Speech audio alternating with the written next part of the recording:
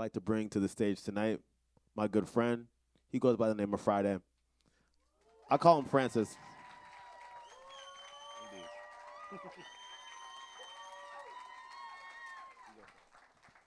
What's up, Tunji? How are Indeed. you? What's up, brother? You good? Good. How y'all doing tonight? So this is just one part of the program, this interview. There's also a performance after this interview, which I think you guys should definitely make sure that you stay tuned for, because that's really the special part of the night. But we're going to start it off with a short Q&A so you guys can get to know this phenomenal artist, this visionary artist who I get the pleasure of working with. So the first time I ever heard about Fridayy, he was doing something very special in 2025, which is he was going viral in like real life, not on my phone, not on the internet. I was hearing about him everywhere that I went, true word of mouth. I was going to visit my producer friends, and every now and then they would play a beat, and there would be this vocal sample in the background. I'm like, oh, who is that? Oh, it's this kid named Fridayy.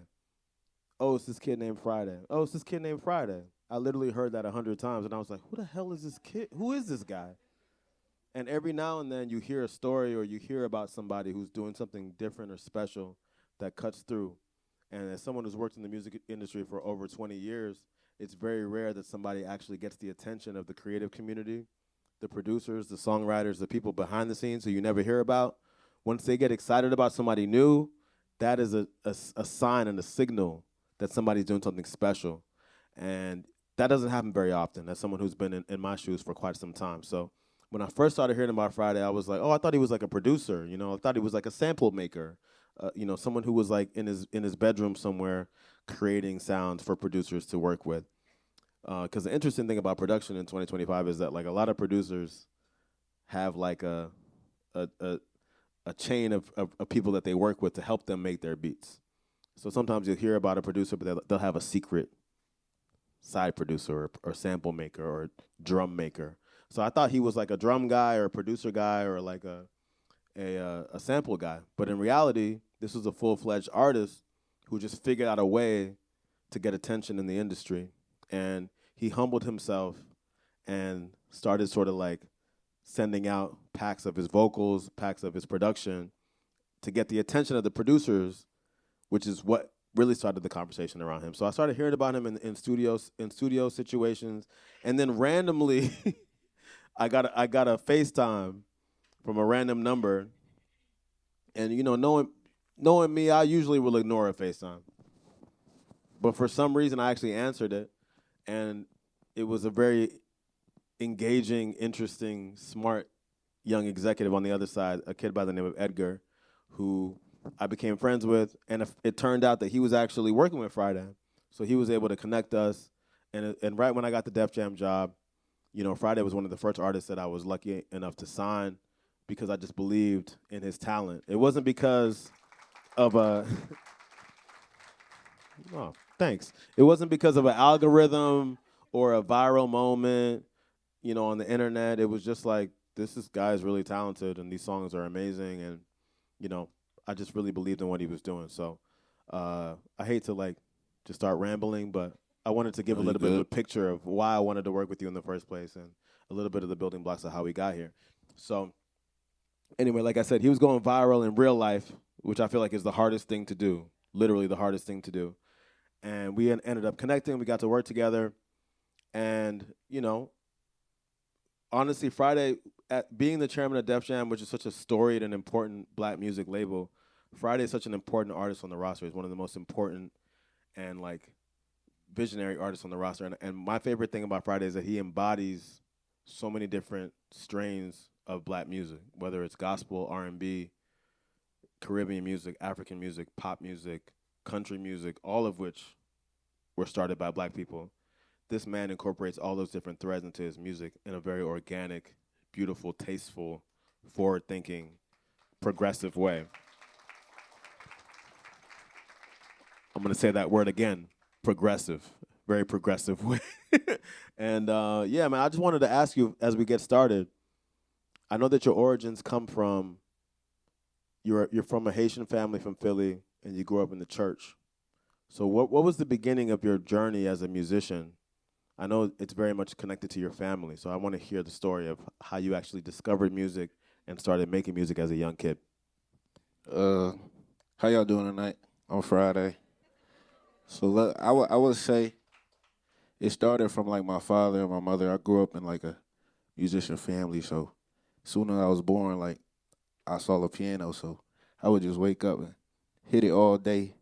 You know what I'm saying? To the point where my dad like, yo, this nigga keep, excuse my language, I'm sorry. No, do your thing. Do your thing. Do your To thing. the point where he like, this guy keep hitting the piano, and like I gotta put him in some piano lessons, or I gotta put him in a band. So he put me in lessons around like 8, 9 years old, and from there it was just like love. You know what I'm saying? And growing up in a church, it was like I remember one time all the musicians like they quit, and then my dad looked at all of us, me and my brothers, like, well, y'all gotta start playing. You know what I'm saying? So it was like from there we was just freestyling in church every Sunday, and we was just learning by ear, like to the point if I could hear a song, I know how to play it like that as soon as I hear it. So that's where it started. So give me the breakdown of your family. Like, how many brothers and sisters did you have? What was the breakdown in that family?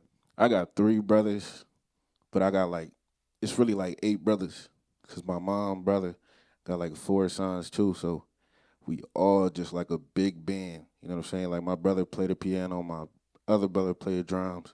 We all sing. My other cousin sing, songwriter. You know what I'm saying? So it was just like a big family. You know what I'm saying? Like it never really made no sense coming from like Philadelphia, cause like we kind of from like the hood. They would always be like, damn, like how y'all all know how to play these instruments? You know what I'm saying? So and we would be walking to the parks. I had my trumpet with me. You know what I'm saying? Walking to school with my trumpet. It never really made sense, but it was like it just came from the family.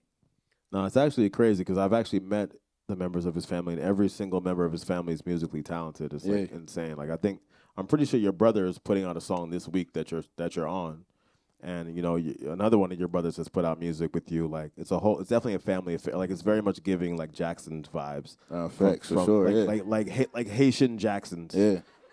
Yeah, from one of my Philly. brothers just got a placement with John Legend, Offset. You know what I'm saying? Like last Indeed. month. Yeah, so hopefully that get nominated for the Grammy. That's On the amazing. John album, yeah. Legend, although I think he's from Ohio, but he went to college in Philly, so he has Yeah, Philly for roots sure. as well. So that's amazing. Speaking of the Grammys, one of the very first moments that you were known for ended up becoming a Grammy-nominated moment, which was "God Did" Yeah. by DJ Khaled, obviously featuring so many amazing artists. And tell me the story of how that happened, because it was very intentional the way you guys accomplished that moment. Like Tunji said, like I was a songwriter at first. You know, I always knew I wanted to be an artist, but like I was chasing like more the artist side. You know what I'm saying? And when I met my manager, Edgar, he DM'd me like, bro, you fire, but I think you should like start writing because it's an easier way. You know what I'm saying? To get in the door. So when me and him start building writing. Long story short, we met Eddie. You know what I'm saying? Shout out to Eddie. He's in Shout the out crowd Eddie. somewhere. Where Eddie at? Yeah, shout out Eddie. We met Eddie, man, and then during that time, like I was going viral, like you said.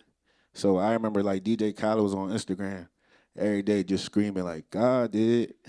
You know what I'm saying? Like to the point, if y'all know, like it was real annoying, like, you know what I'm saying? But like I ain't really never get annoyed. At that time, like I ain't had like nothing in my pocket.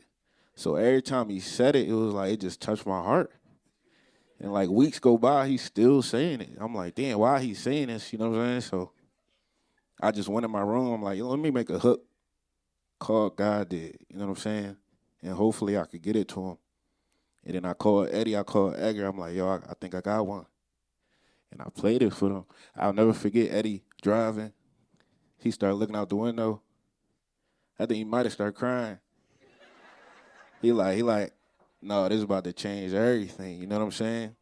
This is about to change everything. I'm like, send it to him. Like, y'all got connects to him?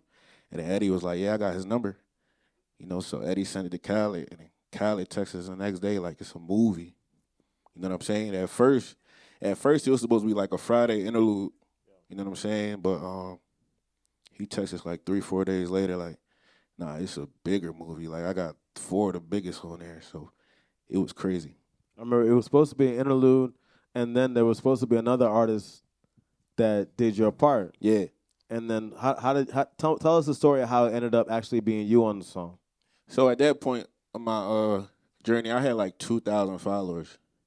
So like I me, was one of them, by the way. yeah, he was one of them. So it was like on some tip, like I know I'm not gonna be on this song with the biggest of the biggest. You know what I'm saying? I'm not even a real artist at this point. So we was already preparing, like, who you about to get sing this? You know what I'm saying? And like it was a talk around the industry, like, oh, this person sung it, this person sung it. Then when I got to the Grammys performance, Jay-Z was like, you know, it was a lot of people that tried to sing it, but I told Khaled, keep you on there. And like that's how it came about. That's how I stood on there. No, which is crazy. Like, I mean, first of all, Jay Z is someone who's won, I think, 14 or 15 Grammys. Yeah. One of the most decorated rappers in Grammy history. Also, somebody who always had a connection, even though he's from Brooklyn, had a connection with your city, with Yeah. Philly, between Freeway, Beanie Siegel, State Property, the Young Guns, PD Crack, like so many artists that were signed to Rockefeller that came through your city. And him having such a monumental moment on that verse, I know that means a lot, and that's truly some cultural shit that you can't really replace. And it was Yeah. crazy, being at the label and being with such a new artist who was having such a phenomenal moment. You barely had any songs out, and Yeah, you were I performing ain't at the had Grammys no with Jay Z. songs out. It was like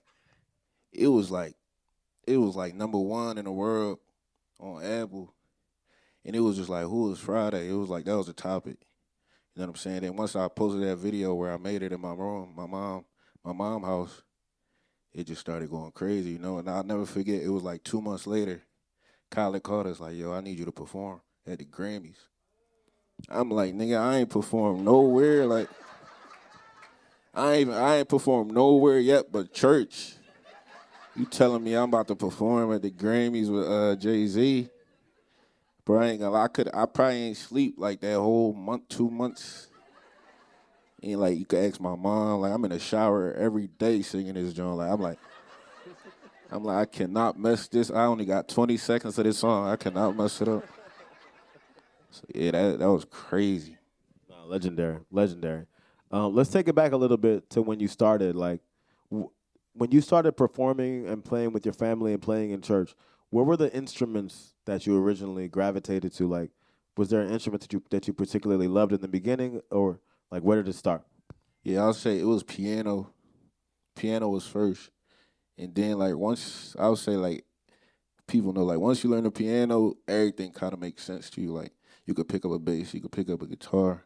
So it was the piano. Then I started learning everything. But like I remember like once I was like 11 and I sung at the church, I was like, yeah, I'm different. Indeed, super different. And I want to remind everybody in the crowd again that after this interview, there's going to be an amazing performance by Friday. So make sure you guys stick around for that. Okay, another question.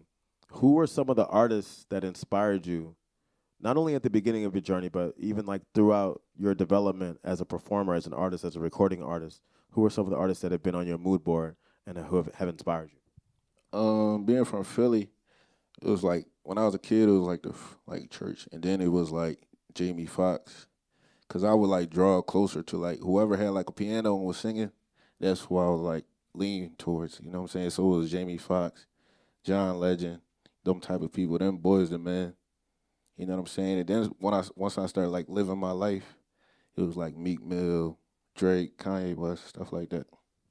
Yeah, so it's like that mix of like soul R&B Yeah, with like the new era of hip hop. for sure. And being from a Haitian household, it was like a lot of Caribbean music in there. I was So gonna say, yeah, Jamaican, Afrobeat, all that. yes, you've actually collaborated with so many different types of artists, and collaboration has been such a part of your story. Obviously, starting with God did things like being on Little Baby's record, and you've collaborated with artists from Africa, with European dance artists, with R&B artists, with hip hop artists. You've really been all across the board musically and genre wise, and you really defy a lot of the modern era of classification of artists. Like, I think it's easy to put you in a category of R&B because you sing, but you're really also a hip hop artist. You're an Afrobeats artist. You're a dancehall artist. You're a Caribbean artist. You're a pop artist. You've got songs, like Stand By Me, which is low key a country folk record, and you really are like an artist who defies genre. And I want to know, is that intentional in your approach, or is that just a reflection of the way that you grew up as a fan and as a young musician? It's just like the realness in me. You know what I'm saying? At first, I remember when I was making music like 18, like 16, 18. I would just make like R&B songs like Boys the Man. And I remember I was playing it for like this girl when I was like 16, Be like that. and she was like, "You don't talk like this though. Like why? Like you making all this art? Like you don't even talk like this."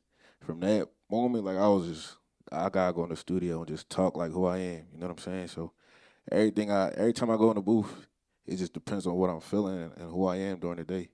I might wake up, 4 chains on, and make a hip hop song. You know what I'm saying? I might be in that love vibe, make an R&B song for sure. For sure. Um, being of Nigerian descent, when I talk to my friends from Nigeria, they think that you're Nigerian. For sure. When I talk to my friends from the East Coast, they claim you. When I talk to my Caribbean friends, they Yeah. claim you. And I feel like you have like multiple passports, in music. And a Yeah. lot of people fuck with you because you've been so prolific and so intentional with your collaborations and with the direction that you've taken your music. Um, okay, next question. When you perform, because you are an instrumentalist, you can play, you can sing, you're a producer. What do you think about when you're building your show, when you're putting together a performance? What are the things that go into your mind?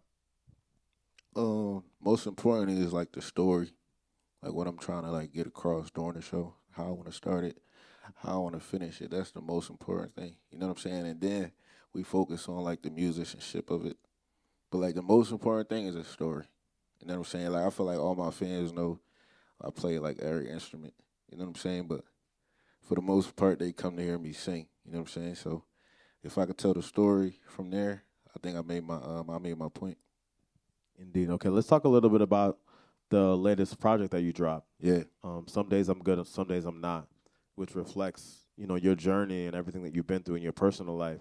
As your career was exploding, things were happening in your personal life that weren't necessarily as positive as all the things that were happening in your career. So talk a little bit about the journey that you've been through since your rise in the last 2, 3 years. It's been like bittersweet. You know what I'm saying? So it was like first it was like amazing. You know what I'm saying? Like my whole family be able to see like buying them a house. You know what I'm saying? Being able to take care of everybody. But like you said, like this past like year, 2 years, that's when it's been bittersweet when I lost my dad. You know what I'm saying? So I would say it's bittersweet. What was it like, turning to the music, in a moment like that, with losing your father and writing a song like without you and processing that pain through the songs that you write? I feel like for me, it's like I don't really know how to like process stuff. It's the easiest way like I could do it through the music. You know what I'm saying? And that's something like my dad gave me. So every time I make music, it's like I feel like I'm like kind of connecting to him if he's not here. So it's like that was the only way. You know what I'm saying? It was like I gotta be able to write about this. That's the only way I'm gonna get through. You know what I'm saying? So like proud of me without you. I'm like my top two favorite songs. No, exactly. I was gonna get into Proud of Me. That's one of the things I love the most about your music and your art, man, is that you're so honest and introspective, and you're not afraid to show that depth, and that real honesty and vulnerability, which is so rare in this era, and so rare from male artists in this era to actually like open up and be honest. And that's one of the things I love the most about the album that you made. And one of the reasons why I feel like it's so Grammy worthy is that you actually went there and you peeled off a layer of your vulnerability to talk about the things that you went through. Songs like Without You, songs like Proud of Me, which honestly, like, that song became a whole cultural movement that reached beyond even Friday. Like that song, you know, as someone that's at the label, like, we just saw that song open up so many doors and so many conversations and lead so many people back to your artistry. So tell me a little bit about the making of that song, connecting with Meek, and the whole story of how Proud of Me became a thing. I think it was like a year and some months since my dad passed. Like if you know, like my album was already like turned in. I think we was having like one sample clearance on like the Chris Brown song, but like album It's was always a sample clearance. yeah for sure. But it was already turned in. I was just I get in the mood like all right, it's time to cook up for other artists. know what I'm saying? So that was in my head. But when I made it, it was like I freestyled that song in like probably 30 minutes. You know what I'm saying? It was like therapy. You know what I'm saying? So I connected with Meek Mill like 3 years ago. You know what I'm saying? Then like 2 years ago, he told me when I dropped Without You, he was like, I lost my dad too. So that's one of the ones of me. I'll be crying to that song. So as soon as I made that, I had the open verse. I was like, I gotta call him right now. Like, you know what I'm saying? So I FaceTimed him. He was just walking around the studio. He started rolling up his blunt, grabbed his cup. He was played it like 5 times. You know what I'm saying? But he was on the phone. He was telling me like he got writer's block. I'm like, bro, I'm gonna pull up on you tomorrow in New York. Like I'm pulling up on you. Like we gotta get this done. So I pulled up in New York like the next day or two. He said the same thing. Like I got writer's block. I ain't write a whole verse in like 3 to 6 months. You know what I'm saying? So I'll never forget. Like he went in the booth and he was in the booth for like 11 hours straight. You know what I'm saying? So he just made sure he poured his heart out. Like I never seen nothing like it. He told the engineer like, don't let nobody hear him. Cause I was with my brothers, you know, we'd be laughing all day. So we didn't even realize we was just playing the game laughing from like 11 p.m. to 11 a.m. And then the next day we pulled up the Def Jam. I was about to say the other Yeah. thing that was going on was that this was like January 5th or 4th of this year. So it was the beginning of the year, and we had our like beginning of the year meetings to present the music that we're gonna drop this year. And we had two artists pull up, another artist, and we had Friday pulling up because we knew Friday was dropping an album. And it was like, yo, Friday's gonna be late. We were like, the fuck, like, what? We've been planning this shit forever. Like, where's he at? He's like, oh, he's in the studio with Meek finishing this song, and it was literally Proud of Me. We had heard the version the solo version, but they were like, yo, Meek's verse is crazy. We were like, oh, okay, whatever. Like, I didn't know what to expect, you know. And he actually came to the meeting and presented in front of the whole team and played the song. So it was like the first time. It was like fresh off the presses. Like it was like a few hours old, and everybody knew that song was going to be a magical moment. And Yeah, I knew it. luckily it was. So And it was like one of them situations. It was like it gotta be the single. You know what I'm saying? Like I got records with like Chris Brown, Kalani. I'm like, no, this has to be the single because like come where I come from, bro. It was like I think I was the only person that had a dad. I would say, like growing up in school, like it was weird. Like when my dad picked me up from basketball practice, like, I'm like, bro, you got a dad? You know what I'm saying? So everybody I know, like where I come from, they don't have most of them don't have a father. And like somebody like Meek, he lost his father when he was like 7. You know what I'm saying? And then it's just something that's missing in the community we come from, and it's not really vocalized.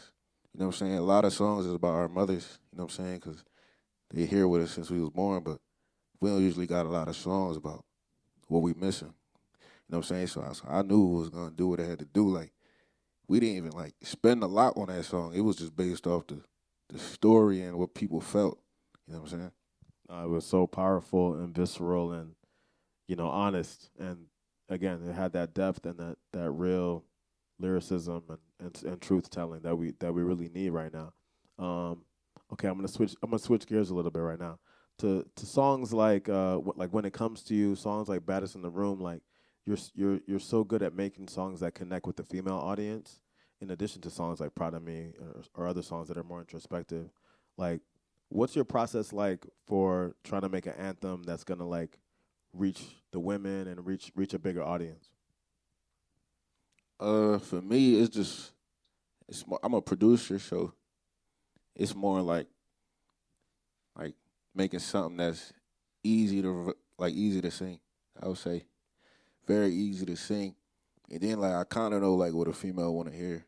You know what I'm saying? So it's like, but like when you in these clubs, it's like females singing these like future songs, but it's kind of like how you singing is like I can't explain it. So I kind of know how to put it in a way where it's like saying it's very fly, but we still like vulnerable. You know what I'm saying? So I feel like that's missing in R&B. Like you know what I'm saying? Back in the day, they used to be very vulnerable. So I feel like it's a few people today that know how to be vulnerable, but make it cool at the same time. So that's what I focus on when I'm making an R&B song. You're very good at it, by the way. Thank you, brother.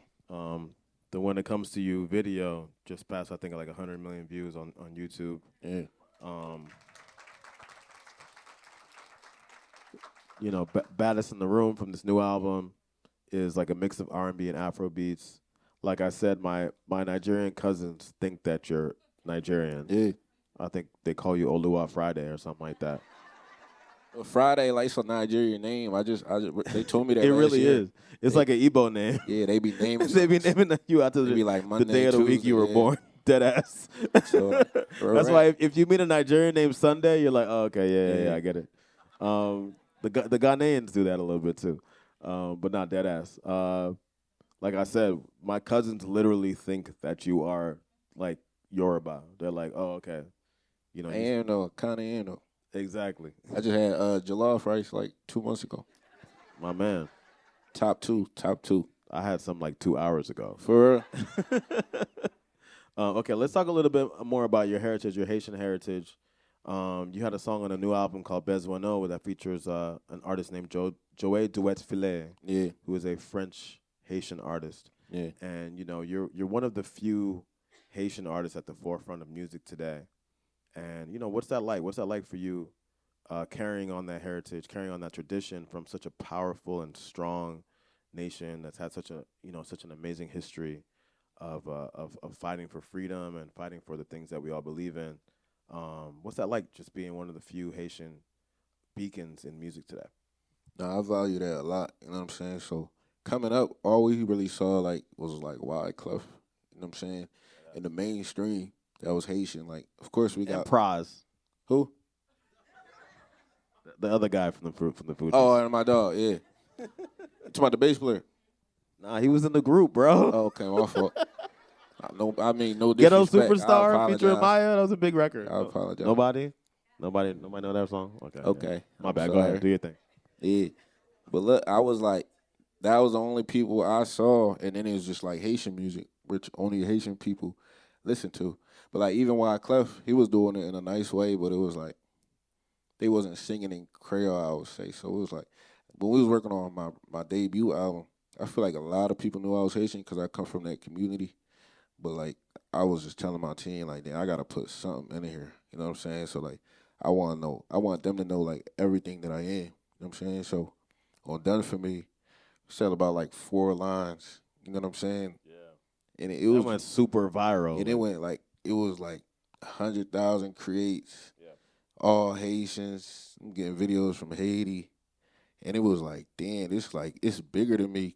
You know what I'm saying? Like people need to see a type of Haitian like in the mainstream. They want to see that it's possible.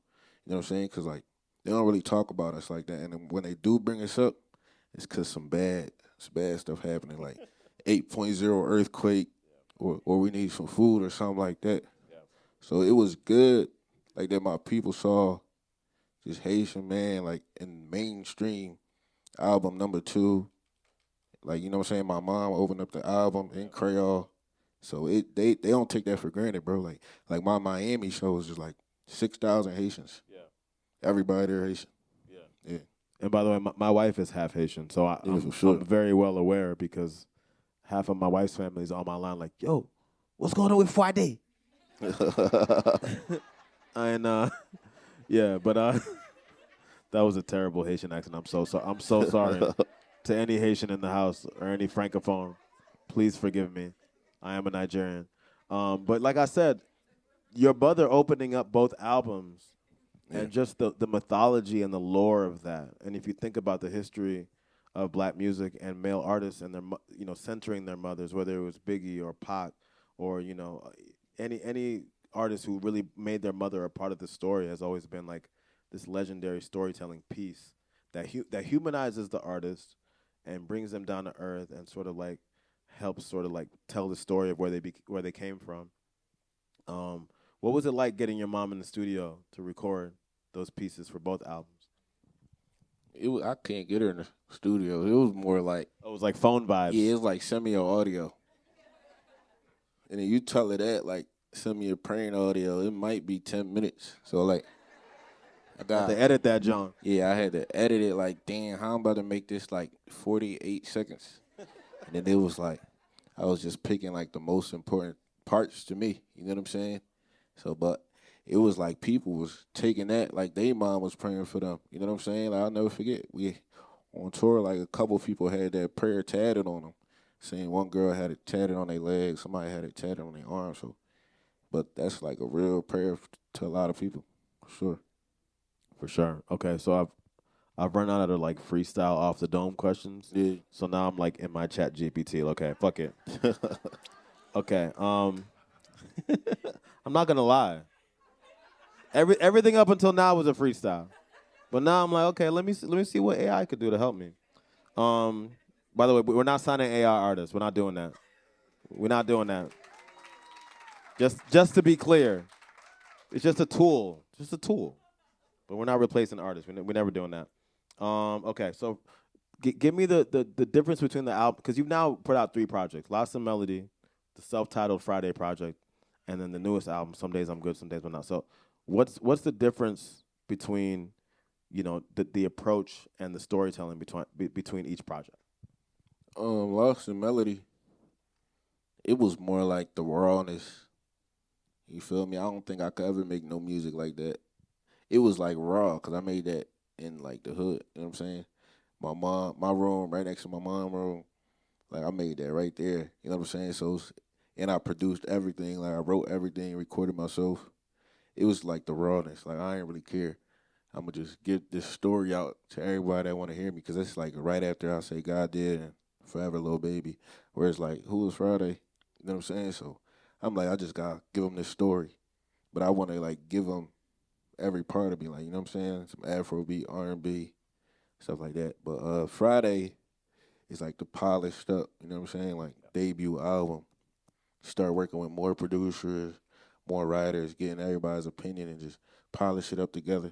And I'll say like Some Days I'm Good is just even more like real. You know what I'm saying? I feel like my fans grew with me this past 3 years, so they seen everything that was like that happened to me. You know what I'm saying? So I'll say some days I'm good, some days I'm not. It's just like it's like therapy. Yeah. Fully, yeah, I agree. It's definitely like a listening to a therapy session. And what was the process like, in deciding that you were going to divide the album up into 2 different, sides? It was my manager Edgar's ideas, cause it Not the was Edgar. yeah. Shout out Edgar. It was like you know, Yeah. yeah, make some noise for him. That was his idea, cause like I think like my first album I made, I had my whole life so awesome melody, so I already had every song really. Fridayy I made that in like 4 weeks with like 2 writers and like a producer. This like 3 producers. This album was like I had like 2 years, like a year and a half, 2 years of make. So it was like me recording like through, you know what I'm saying? So it was like all these genres of music and R&B, pain, you know what I'm saying, real life. So it was like, damn, how are we about to put this together in like one album? And like once he said that, I was like, yeah, that's the smartest way. You know what I'm saying? We're gonna give the girls a section and we're gonna give like the people who want like listen to some therapy and cry. You know what I'm saying? We're gonna give them that section. Indeed, indeed. Um, what are you working on next? What's on your vision board for the next 18 months? I'm more focused on like I feel like everybody know I could do any style of music now. Now I'm focused on like going in like to one. You know what I'm saying? Where it's not one like for a lifetime, but like I'll say like a project of this and another project of some hip hop. You know what I'm saying? Another project like Haitian and Afrobeat, like full R&B, like the real R&B Friday, like where I'm really singing and all that. You know what I'm saying? So now I know like I'm so diverse, bro. It's like people really don't know where to put me. Like I be seeing these little lists and all that. I'm like, why the like, do you know what I'm doing out here? Like, you know what I'm saying? But it'd be like, I be talking to my manager, like, bro, you just so diverse, they don't know where to put you. You know what I'm saying? That's a great thing when you perform it live and you can sell out 5, 6,000, but when the list comes, it's like, all right, we gotta like categorize some of this music. So I'm more focused on like focusing on the R&B and focusing on the hip hop, like just locking in on each genre. For sure, yeah. Like I said earlier, I feel like you're an artist who completely defies categorization or genre classification because you do live in all these different spaces musically, which obviously has helped you tremendously because there's a type of listener who wants to hear someone who's a virtuoso of every different style, but it also kind of limits you a little bit because you don't fully live within Yeah, any like they don't genre. like he's on the R&B artist. Like they don't say Right. like Friday.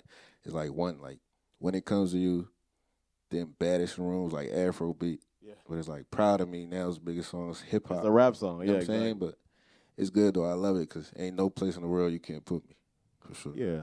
There's exactly. Let's clap for that. Let's clap for that for sure. And there's so many different ways for a fan to discover you. There's so many different entry points for you. One of my, some of my favorite songs are like the dance records that you've done, Yeah, which may not be some of your biggest songs, but like, the songs that you've done with like the Clive Music records or whatever, which are like, Afro house records, yeah, but some of your best music, in my opinion.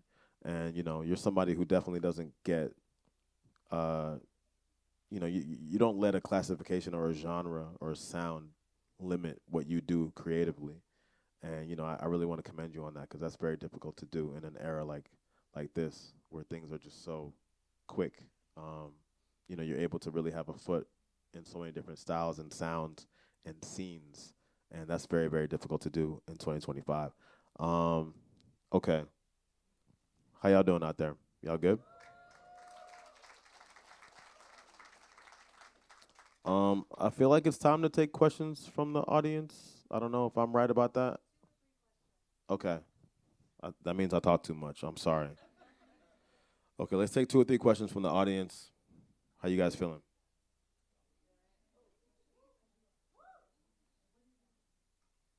Y'all real shy. Y'all look good, but y'all real shy. The young lady right here. Do we have a mic? Do we have a roaming mic? Oh, damn, we don't got a mic. You just got to do that. I just kind of like actually want to know the origin of your name. Friday. Uh, I was like 14, 15 years old. All my brothers, we had like a fake group, and it was like everybody's name was kind of cool. My real name Francis. You know what I'm saying? So I'm like, it can't be Francis. You know what I'm saying? Like that sound like a painter or something like. But like at the time, the weekend and like party next door, what they was doing was like very different to me. You know what I'm saying? So we was just playing off that.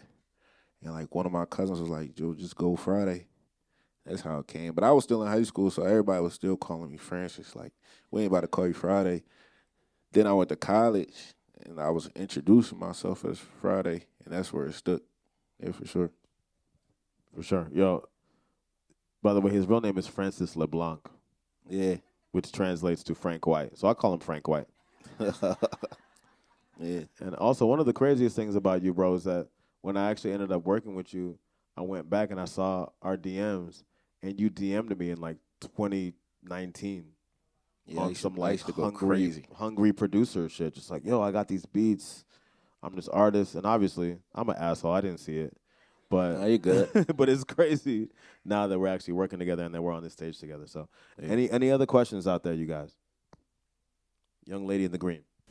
Hello, my name is Demesia. I just wanted to know, do you think you'll have another extension of you going on tour for some days I'm good, some days I'm not? Yeah, I believe so. We gotta go on tour back real soon. You know what I'm saying? It's a couple cities we ain't do that we was supposed to do. You know what I'm saying? But we will be back on tour soon. And I apologize. You know what I'm saying? Just know it ain't always me. You know what I'm saying? It'd be like tickets, venues, and all that. But like, it ain't me. It's not the label. Yeah. It's the agents. It's the agency. It's not us. It's never Okay. me though. No, it's never him either. It's never the artist ever, as you guys all know. Okay. Any more questions? How you guys feeling? In the back over there. When you wrote, sorry, I'm nervous. It got so quiet. When you wrote When It Comes to You, was that like specifically for somebody special? Because that's like a popular wedding song now. Yeah, it was definitely for somebody special. You know what I'm saying? But it was like when I was in the studio, it was like more like, damn, we gotta make. It was like the new wedding song. You know what I'm saying? As soon as I heard like the guitar, I was like, yeah, this gotta be the new wedding song. You know what I'm saying? Definitely for sure. Somebody special.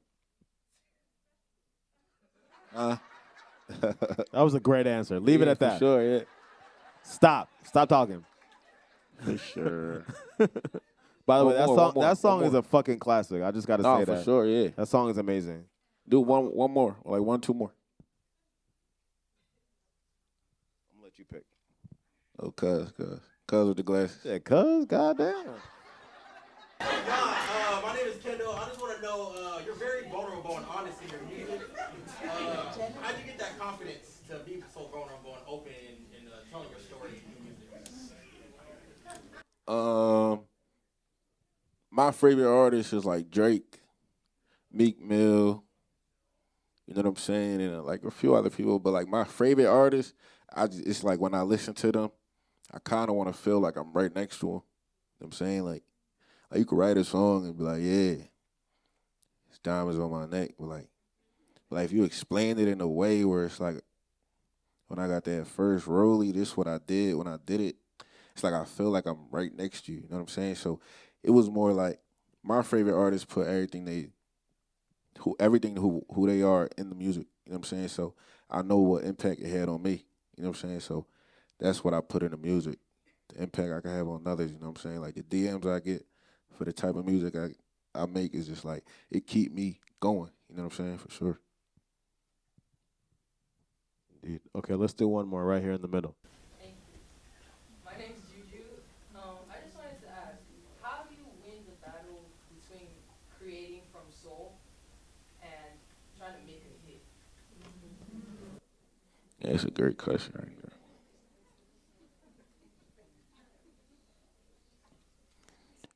I feel like I was just having this conversation with DJ Khaled. I feel like when I was growing up, it was different. You know what I'm saying? Like the labels would find somebody and make them a star, and then whoever you heard on the radio, that was the hit. You know what I'm saying? Like you heard it in your car, and like whoever you heard on the radio in the '90s or 2000s, it was a star. Am I lying? You're not lying. But like in Very different time though. in 2021, it's like the radio don't even matter no more. It's like it's a whole new game. Like we got to be able to feel you through the phone, and then it's like a million artists dropping every day. So it's like you could scroll. You be on TikTok, you see somebody fighting. Then you scroll again, you see a girl. Then you scroll again, somebody died. Then you scroll again and see an artist. It's like, what's making me want to stop and listen to this artist? It's not just a good voice. It's not how you look. It's about like, can I relate to you? Can I feel where you're coming from? So I feel like today, being true to who you are is going to cut through more than the hits, for sure. It's a great answer. Yeah. That answer was so good. I feel like we should end on that note. For sure. Indeed. But I do want to acknowledge not only Fridayy and the artistry that you bring, but all the people behind the scenes, the producers, the songwriters, management, publicity, team, agency, even though I was talking shit earlier, everybody who's a part of Team Fridayy, who brings this amazing vision to life, because it really is a team effort. And obviously this man is an incredibly visionary, special, forward-thinking artist, but there are a lot of folks behind the scenes who put in work. So I want to shout all those people out. And thank you guys very much for your time. If any of you are Grammy voters, you know what it is. Friday, some days I'm good, some days I'm not. Appreciate y'all. Appreciate all of you. Indeed.